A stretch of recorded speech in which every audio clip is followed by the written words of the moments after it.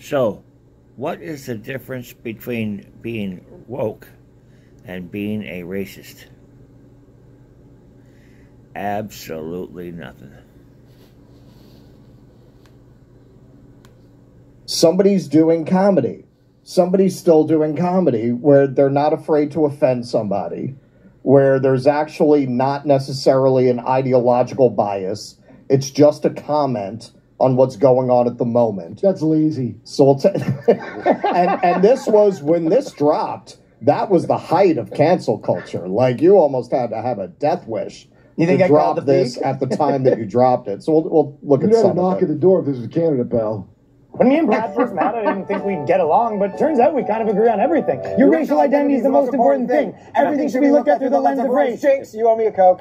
We both have a lot of opinions about people of color, even though we barely know any. I say colored people, but as long as we're classifying them, we both think minorities are a united group. We think the same and act the same. And vote the same. You don't want to lose your black card. Sorry, I don't know. I just think we should roll back discrimination laws so we can hire based on race again. Jinx, now you owe me a Coke. Hey, tell me what you told me yesterday. White actors should only do voices for white cartoon characters. I've been saying that for years. Stick to your own. Us white people, we have so much privilege. I agree. It is a privilege to be white. Ask him about interracial dating. All I said is that black men who date white women have internalized racism, and white men that date ethnic women are fetishizing them. Guys against interracial dating now. Like, am I being pranked? Did Boomer put you up to this?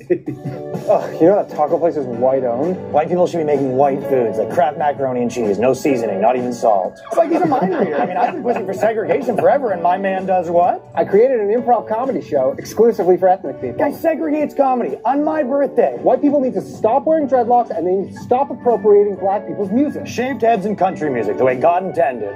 You know all white people are racist. I'm listening.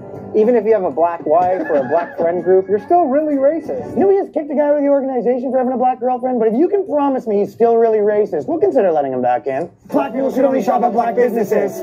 I guess the only thing we really disagree about is I think white people are the root of all evil. But what did I tell you, though? If we can narrow that down to a certain group of tiny-hatted white people, I think we can come to an understanding. Technically, I don't consider Jewish people white. Neither do I.